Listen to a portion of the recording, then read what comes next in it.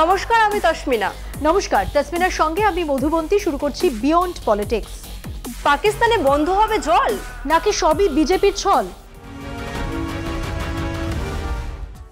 আমার না কাঁধে পিঠে খুব ব্যথা। কেন রে, মারপিট করেছিস নাকি? আরে না গো, এই গরমের জন্য ব্যাগে 2 লিটারের 2টো বোতলে জল নিয়ে আসি, ওজন টেনে টেনেই তো ব্যথা হয়ে গেল। তাহলে তোর জীবনেও এখন জলই সব থেকে বড় ইস্যু, তাই তো? তোর জীবনেও মানে? আমার ছাড়া আবার কার জীবনে জল ইস্যু?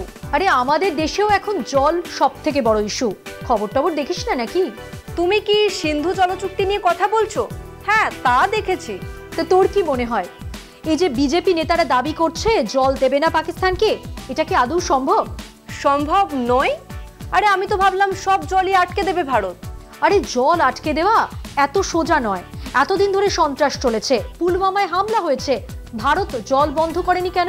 তাও তো ঠিক কথা। আরে যোশী মঠের শঙ্করাচার্য নিজেই তো বলেছেন ভারতের জল বন্ধ করতে 20 বছর লেগে যাবে। তাহলে এই জলচুক্তি বাতিল করে ঠিক কি কি পদক্ষেপ নিতে পারে ভারত? এইটা হলো লাখ টাকার প্রশ্ন। ভারতের হাতে বেশ কিছু তাস আছে, জানিয়ে খেলতে পারে ভারত। সেগুলো কিরকম? তুই এই খবরটা দেখ। জম্মু ও কাশ্মীরের পহলগামে পাকিস্তান সমর্থিত সন্ত্রাসী হামলার পর ভারত সরকার ঐতিহাসিক সিন্ধু জলচুক্তি স্থগিত করার সিদ্ধান্ত ঘোষণা করেছে। 1960 সালে ভারত ও পাকিস্তানের মধ্যে স্বাক্ষরিত এই চুক্তি এতদিন দুদেশের মাঝে একটি গুরুত্বপূর্ণ বিশ্বাসযোগ্যতা বজায় রেখেছিল। কিন্তু সন্ত্রাসবাদী আক্রমণ ও সীমান্তের ওপার থেকে অনবরত আক্রমণের প্রেক্ষিতে নয়াদিল্লি এবার জলনীতিতে কড়া পদক্ষেপের বার্তা দিল। বিশ্বব্যাংকের মধ্যস্থতায় গঠিত এই চুক্তি আজও বিশ্বের অন্যতম টেকসই আন্তর্জাতিক জলচুক্তি হিসেবে বিবেচিত হয়। কিন্তু ভারত এতদিন সীমিতভাবে সিন্ধু, ঝেলাম ও চেনাবের জলের ব্যবহার করলেও পাকিস্তান চুক্তির সুবিধা নিয়েই ভারতের সন্ত্রাসের মদত জারি রেখেছে বলে অভিযোগ দীর্ঘদিনের। সিন্ধু চুক্তি স্থগিত করার পাশাপাশি ভারত 3 ধাপে পাকিস্তানের ওপর চাপ বাড়ানোর কৌশল নিয়েছে। পাকিস্তানের সাথে জল সম্পর্কিত তথ্য ভাগ করা বন্ধ করা হয়েছে। পাকিস্তানি পর্যবেক্ষকদের ভারতের প্রকল্প পরিদর্শনের অনুমতি দেওয়া হবে না। জলাধারগুলিতে অতিরিক্ত জল ধরে রাখা শুরু হবে। প্রয়োজনে বাঁধ থেকে হঠাৎ অতিরিক্ত জল ছেড়ে দেওয়া হতে পারে। নির্মাণাধীন রাটলে, পাকালদুল, কিরু সহ একাধিক জলবিদ্যুৎ প্রকল্প দ্রুত শেষ করার নির্দেশ দেওয়া হয়েছে। নতুন বাঁধ ও জলাধার প্রকল্প অনুমোদিত হয়েছে যাতে পাকিস্তানের দিকে জলের প্রবাহ নিয়ন্ত্রণ করা যায়। পশ্চিম নদীগুলির জল ভারতে ধরে রাখার জন্য বড় আকারের রিজার্ভার এবং ডাইভারশন প্রকল্প গড়ে তোলা হবে। কয়েক বছরের মধ্যে পাকিস্তানে প্রবাহিত মোট জলপ্রবাহের 10 থেকে 15% ভারতে ধরে রাখার সক্ষমতা তৈরি হবে। বিশেষজ্ঞদের মতে এক্ষেত্রে আন্তর্জাতিক আইন ভারতের পক্ষে। Vienna convention on the law of treaties 1969-এর ধারা অনুসারে যদি একটি পক্ষ চুক্তির মূল উদ্দেশ্য ব্যাহত করে তবে অপরপক্ষ সেই চুক্তি থেকে বেরিয়ে আসার অধিকার রাখে। পাকিস্তান একটি কৃষিভিত্তিক দেশ, যেখানে কৃষিকাজের জন্য প্রয়োজনীয় জলের 80% ইন্দাস নদী ব্যবস্থার ওপর নির্ভরশীল। বিশ্লেষকরা বলছেন, জলপ্রবাহ ব্যাহত হলে পাকিস্তানে খাদ্য সংকট ও জিডিপির তীব্র পতন ঘটবে। সেচ ব্যবস্থার ভেঙে পড়া শুধু অর্থনৈতিক নয়, সামাজিক গোলযোগও সৃষ্টি করতে পারে। বিদ্যুৎ উৎপাদনেও বড় ধাক্কা আসতে পারে, কারণ অনেক জলবিদ্যুৎ প্রকল্প ইন্দাস ব্যবস্থার ওপর নির্ভরশীল। ভারত এতদিন কূটনৈতিক শিষ্টাচার বজায় রাখলেও ক্রমাগত সন্ত্রাসবাদ, সীমান্তের উস্কানি এবং বিশ্ব পরিস্থিতির বদল ভারতকে জলচুক্তি নিয়ে কড়া সিদ্ধান্ত নিতে বাধ্য করেছে। তবে সন্ত্রাস ও পাকিস্তান এই প্রথম ভারতের মাথা ব্যথার কারণ হয়ে ওঠেনি। প্রশ্ন সেখানেই, এতদিন কেন ভারত সরকার প্রয়োজনীয় পদক্ষেপ গ্রহণ করেনি?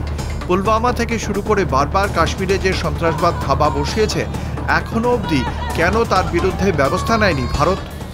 তার মানে চাইলে ভারত পাকিস্তানকে চাপে ফেলতে পারে?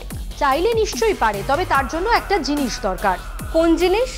সাহস আর পরিকাঠামো। তুই কি জানিস নেহেরু এই কাজ করে দেখিয়েছিলেন? নেহেরু জল বন্ধ করে দিয়েছিলেন? হ্যাঁ, 1948 সালে স্বাধীনতার ঠিক পরে নেহেরু পাকিস্তানের জল সরবরাহ বন্ধ করে দিয়েছিলেন। নেহেরু পারলে মোদিজি পারবেন না কেন? সেটাই তো প্রশ্ন। আসলে বেশ কিছু বাধা আছে এইসব এখন করতে গেলে। কি রকম বাধা? সিন্ধু জলচুক্তি শুধু দুদেশের মধ্যেই নয়, এই চুক্তির সঙ্গে জড়িয়ে আছে আন্তর্জাতিক সংস্থা।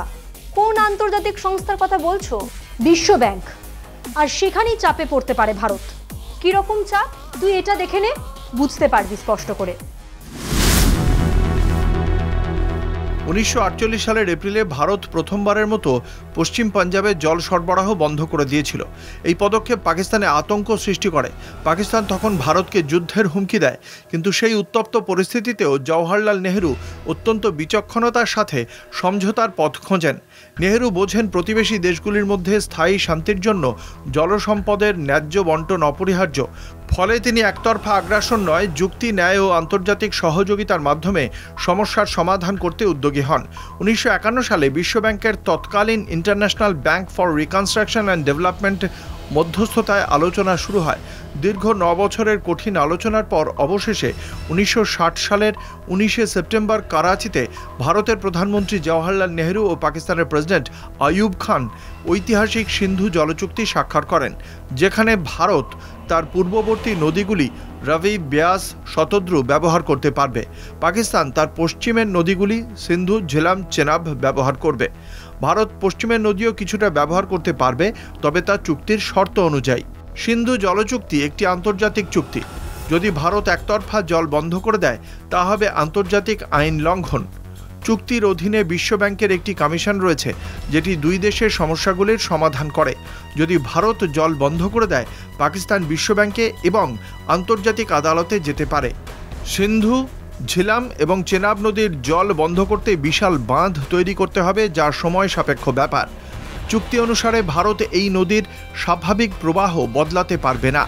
যদি জল বন্ধ করা হয়, চীন ও অন্যান্য দেশ পাকিস্তানের পাশে দাঁড়াতে পারে এবং তাতে ভারতের আন্তর্জাতিক সম্পর্কের ক্ষতি হতে পারে। নেহেরু বুঝেছিলেন যে শান্তি বজায় রাখতে হবে এবং দুদেশের সাধারণ মানুষের স্বার্থকে আন্তর্জাতিক রাজনীতির ঊর্ধ্বে রেখেছিলেন। মোদি জানেন যে এভাবে হঠাৎ জল বন্ধ করা সম্ভব নয়, তবে শুধু ভোটের বাজারে বার্তা দিতেই কি তার সরকার সিদ্ধান্ত ঘোষণা করে দিচ্ছে? তার মানে কাঁঠাল গাছে ফল এখনো আসেনি, কিন্তু আমরা গোফে তেল দেওয়া শুরু করে দিয়েছি। পাকিস্তানের বিরুদ্ধে পদক্ষেপ নেওয়ার জন্য এতদিন কিছুই করেনি মোদী সরকার। সেটাই তো দেখা যাচ্ছে। মোদি জামানার শুরুতেই সিন্ধু জলচুক্তি নিয়ে একটা টাস্ক ফোর্স গঠন করা হয়েছিল। তারপর আর কিছু নেই। সেই টাস্ক ফোর্সের কি রিপোর্ট, সেই টাস্ক ফোর্স কি পদক্ষেপ নিয়েছে, কিছুই জানা যায় না। কিন্তু বিজেপি বলছে রক্ত আর জল একসঙ্গে বইতে পারে না। কিন্তু এতদিন ধরে তো সেটাই হয়ে এলো রে। পুলওয়ামা হামলা থেকে ভূস্বর্গে একের পর এক জঙ্গি কার্যকলাপ, কেন এতদিন জল আর রক্ত একসঙ্গে বইল? এই নিয়ে কি আগেই সিদ্ধান্ত নেওয়া উচিত ছিল না? একদমই ঠিক। চোর পালিয়ে যাওয়ার পরে ঘরে তালা লাগিয়ে কি লাভ? সেটাই হলো মূল কথা। এতদিন কোনো পরিকাঠামো তৈরি করা হয়নি, আর এখন হঠাৎ করে জল বন্ধ করে দেব বললে কি জল বন্ধ করা যাবে? সত্যি এটা কিন্তু ভাবার বিষয়। আর ভেবে কাজ নেই, তুই এবার শেষ কর। তাই ভালো। বিয়ন্ড পলিটিক্স আজকের মতো এই পর্যন্তই। আপনারা দেখতে থাকুন কলকাতা টিভি, রাত দিন 7 দিন।